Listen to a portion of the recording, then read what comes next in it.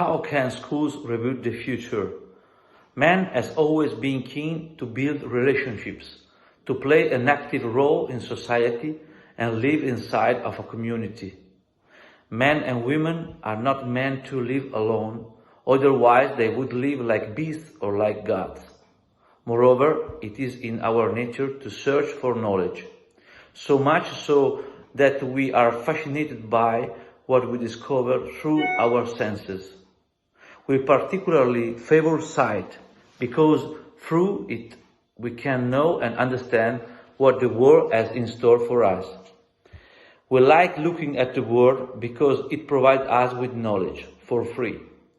So, teaching and learning, doing research and studying are all based on these two tenets: being together with other people and constantly trying to understand how things work.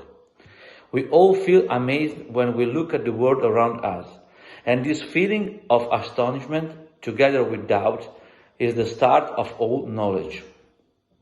When we teach or study, who we really are comes to the fore.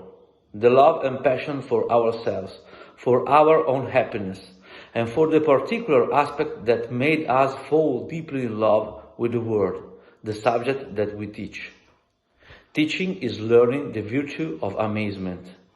The only alternative is burnout.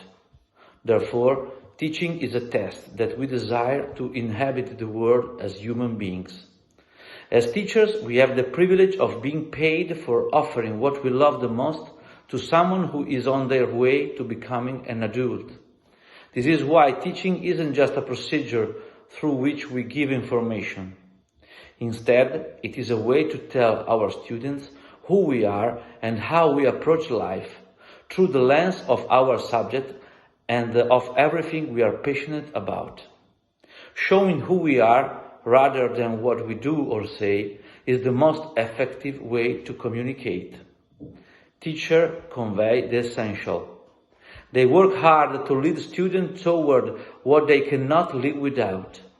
They strive to provide them with tools to pursue their own happiness, which is the key to living with dignity and purpose. This is a fascinating and challenging path, which is dramatic and even tragic sometimes. Because teaching means dealing with other people and with their free will. One does not learn through a mechanism, but only through freedom. We can only know what we love, and we can only love what we know. Students don't need Wikipedia. They need someone willing to start walking with them along the path. This is exciting, just like the story of Star Wars, the Avengers, Ulysses.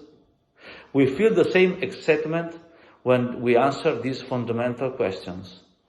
What do you know? How do you know what you know? This is the example of Socrates, questioning everything and everyone. We never stop thirsting for knowledge. On the contrary, we can stoke the fire of curiosity.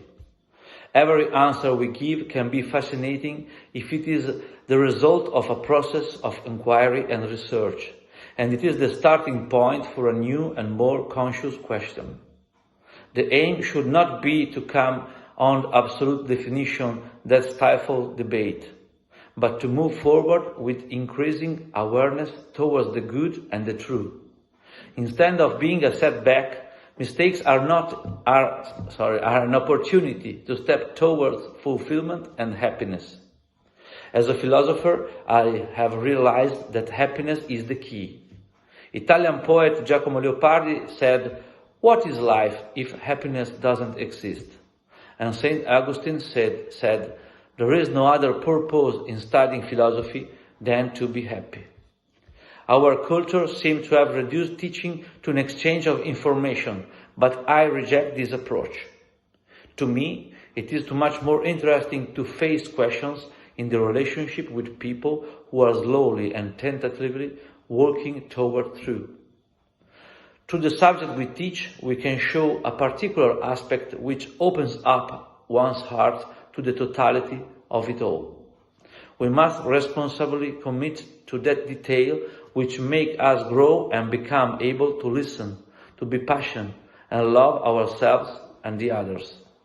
From Ulysses to Einstein, human beings are characterized by their desire to know and understand the meaning of things. Epistemic curiosity is the driving force of existence. We seek to know the nature and the destiny of all things. As teachers, we have the privilege of floating in this ocean of beauty, together with people who call us out and make us rediscover the curiosity, the energy and the meaning of a challenge that consists in living up to your desire. The test of this is how you take attendance every day in class. This is how you start afresh every day. And this is also how teachers and students can reboot the future in the new on-life world. Thank you.